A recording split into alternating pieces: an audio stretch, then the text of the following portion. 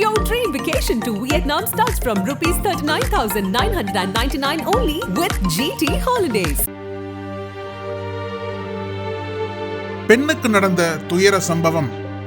பால் பண்ணையில் துண்டான தலை. எந்திரத்தில் நடந்தது என்ன?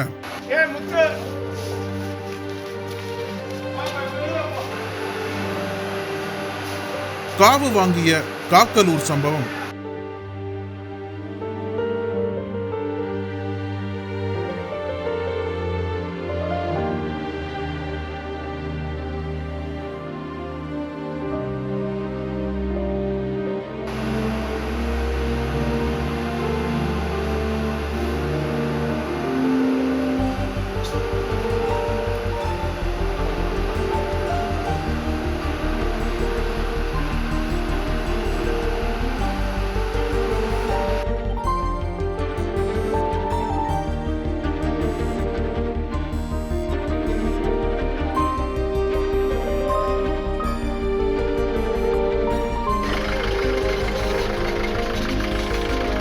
திருவள்ளூர் மாவட்டம் காக்கலூர் பகுதியில் ஆவின் பால் பண்ணை செயல்பட்டு வருகிறது.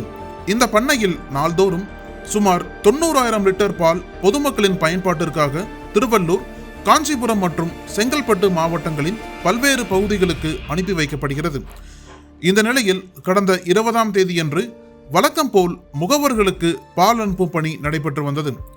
அதில் தரம் பிரித்து பாக்கெட்டில் நிரப்பப்பட்ட பால் எந்திரத்திலிருந்து கன்வேயர் பெல்ட்டில் வெளியே வரும்போது அதனை டப்பில் அடுக்கும் வேலைகள் நடந்துள்ளது. இந்த சூழலில் ஆவின் பால் பண்ணையில் தற்காலிக ஊழியராக வேலை செய்து வந்தவர் உமாராணி. இவருக்கு 30 வயது ஆகிறது.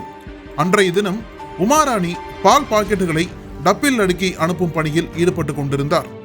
அப்போது எதிர்பாராத விதமாக உமாராணி அணிந்திருந்த சுடிதாரின் துப்பட்டாவும் அவரது தலைமுடியும் கன்வேயர் பெல்ட்டில் சிக்கியது. இதனால் அதிர்ச்சியடைந்த உமாராணி அங்கிருந்து தப்பிக்க முயற்சித்த போது அவரது தலை அந்த எந்திரத்தில் சிக்கி துண்டாகி விழுந்தது.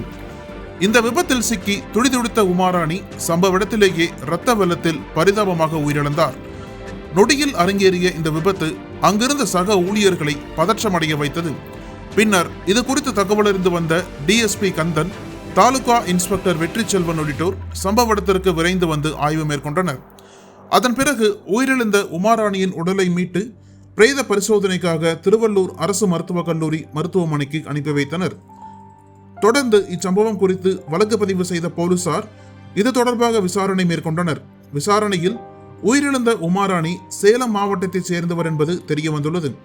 இவரது கணவர் இருங்காட்டுக்கோட்டையில் உள்ள தனியார் தொழிற்சாலையில் வேலை செய்து வருகிறார்.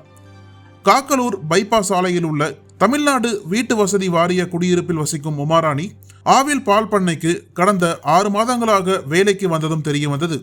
போலீசாரின் தொடர் விசாரணைக்கு பிறகு ஒப்பந்த மேற்பார்வையாளர் வருண்குமாரை